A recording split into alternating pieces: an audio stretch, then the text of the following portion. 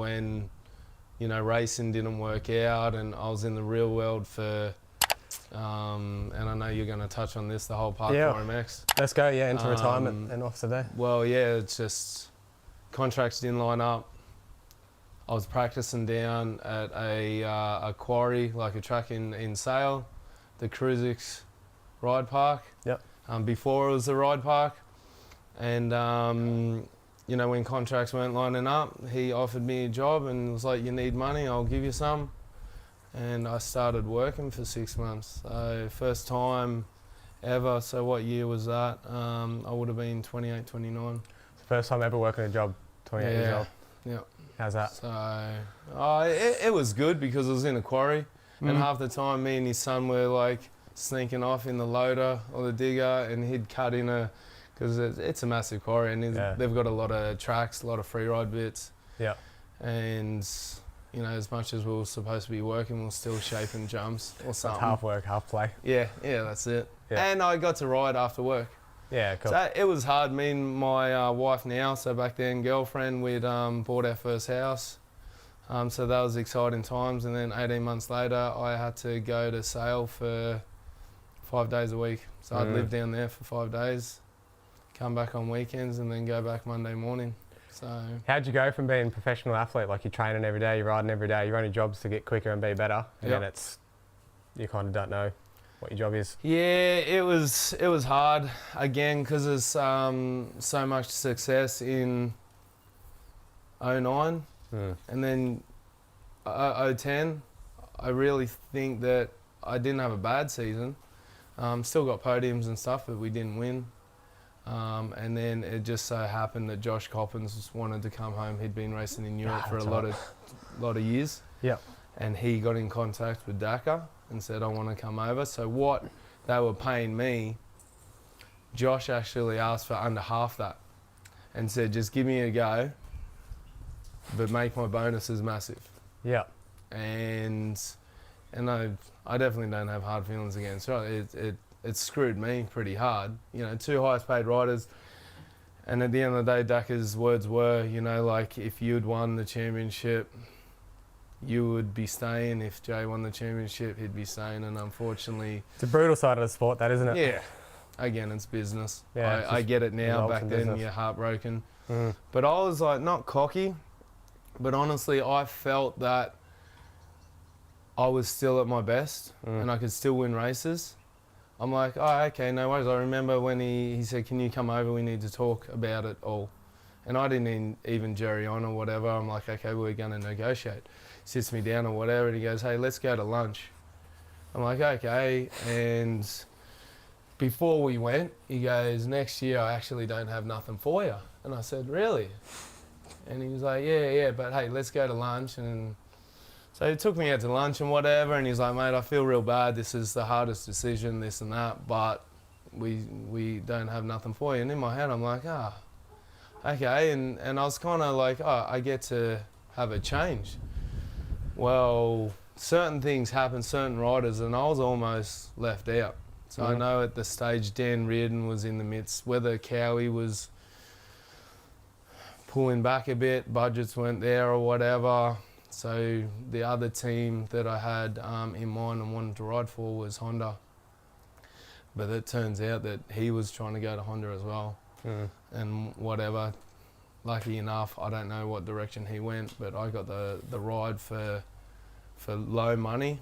And I'd got myself into a situation, and I'm fairly upfront with it, and I got myself in a situation where I had a lot of money coming in, and it was easy money. Being a racer, it comes pretty easy, and I guess I don't learn. I was still paying off a block of land.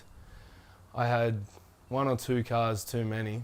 I just kept on, I thought it was a thing that you get a new car every 12 to 18 months. Yeah. And I just kept on getting these new cars all the time, and something new would come out. At one stage I had 2 FPVs, like the Turbo Ute and the Turbo Territory. Yeah. So I had matching FPVs. And back then, the repayments were like $3.5 grand a month or something, just on cars. So I'm going to take a guess, like you're making between 200 to 300,000 a year? No, not that. Not? So it'd be between, I I can't remember the exact figure, but well, we'll put it this way: I won 4 straight overalls. That's 40 grand. My sign-on was around 100, I think, and then you get your little personal ones, 10 grand or whatever. So you know, it's anywhere from 150. Obviously, second place you don't get 10 grand. It's like 5 or 6, and then third was 3. So add all those things up. Plus back then, it's you're earning like 20. What is it? 20 years ago. Yeah. It's almost double. 15, 20 years ago, like if you're earning like between 150 and 200 grand. Yeah. Yeah. So. Yeah, you're bowling. And of course, yeah, exactly, and that's what especially when you're doing it riding the motorbike too. Yeah, exactly. Doing that, and I didn't work. I just hung out. Back then, I got to sign my 2-year deal. They gave me a jet ski as well, so a free jet ski. So I was down the beach all summer riding this free jet ski. Just you had to get wheels for your car. You couldn't be rolling on stock wheels. Yeah. So I was always, and I remember, funny little story. I thought I was mad and did a burnout and hit the gutter, wrecked a set of rims, and next day just go down and buy a new set of rims. Yeah. Just because you couldn't run on stockies. So it was just a lot. Money came easy to me. And then when it wasn't there, I got myself in a real bad situation where one day I was only getting this amount of money. So the repayments for my cars, my new sign-on with Honda wasn't even going to cover the repayments on my cars and land. And I'm like, and that's where my dad, and we sort of went in damage control, so started selling cars like they were going out of fashion. Kept the cheapest and the best one. Yeah. Most practical, which was a Ute. Yep. And yeah, just went into damage control and started working my ass off. And I sort of, looking back on it now, and I think even at the time, new team and everything, and it was exciting or whatever, but just all of a sudden I've got this new bike, new suspension people, new infrastructure and whatever, and I was so used to this one particular one being Dakars. It was hard to change. I'm not saying it was all them, it was me as well. Oh, sure, yeah. I wouldn't give a bit, yeah. And they were just like, well, we've only got this, and it's just like, are you kidding me? Like, I'm still not happy. I still like this, and not that we butted heads. I think that year, because I'm actually like best friends with the owner, and now I'm closer than ever now these days. Yeah. But back then, again, it was business, and he's running a team, and I got to a point where I was trying to race for it because of the sign-on wasn't there, and you can't rely on bonuses. It's not good going racing relying on bonuses, because I felt, because my bonuses with Honda were big, my sign-on was low. Yeah. I'm like, oh fuck. Well, I won so many races 2 years ago. Yeah. It's like, and even if it's less than 2 years ago, I won this amount of races. I'm going to earn at least this much with bonuses. They're wishful thoughts.